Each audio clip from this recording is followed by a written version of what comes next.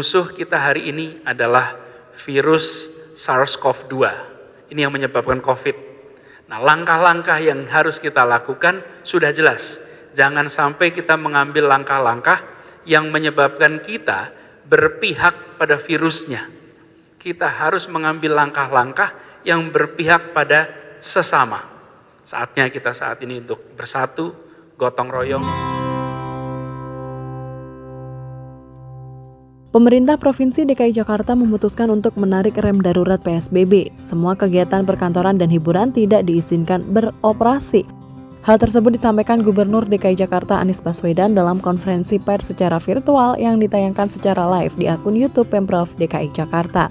Ada 9 arahan yang disampaikan Anies terkait meningkatnya jumlah pasien positif corona di Jakarta yang akan diberlakukan mulai 14 September 2020 mendatang.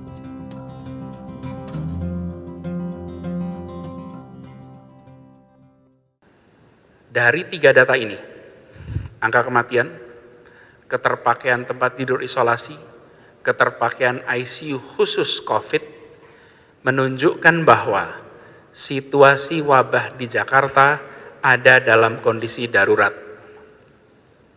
Presiden 2 hari yang lalu menyatakan dengan tegas kepada kita semua bahwa jangan restart ekonomi sebelum kesehatan terkendali. Beliau jelas meletakkan kesehatan sebagai prioritas utama.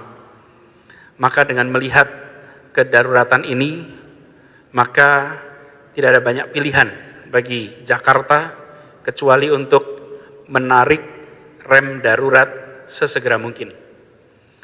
Dalam rapat gugus tugas percepatan pengendalian COVID-19 di Jakarta tadi sore, disimpulkan bahwa kita akan menarik rem darurat, yang itu artinya kita terpaksa kembali menerapkan pembatasan sosial berskala besar seperti pada masa awal pandemi dulu.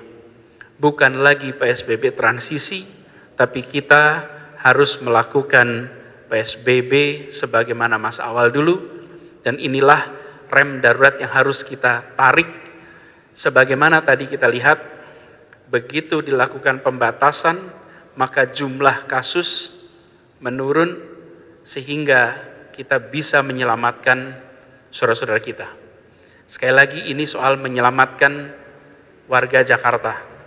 Bila ini dibiarkan, maka rumah sakit tidak akan sanggup menampung dan efeknya kematian akan tinggi terjadi di Jakarta.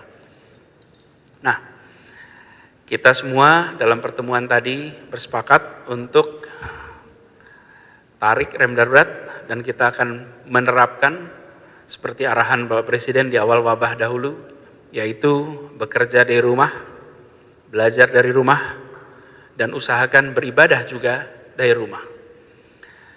Detailnya kita akan sampaikan di hari-hari ke depan.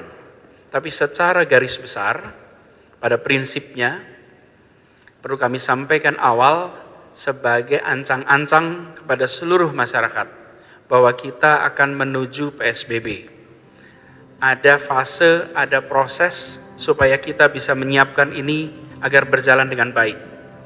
Dan kami sampaikan malam ini sebagai ancang-ancang supaya kita semua bisa mengantisipasi. Saat ini, ambang batas kapasitas rumah sakit untuk ruang isolasi dan ICU sudah melampaui angka batas aman yang diperkirakan akan mencapai kapasitas maksimal pada tanggal 17 September 2020.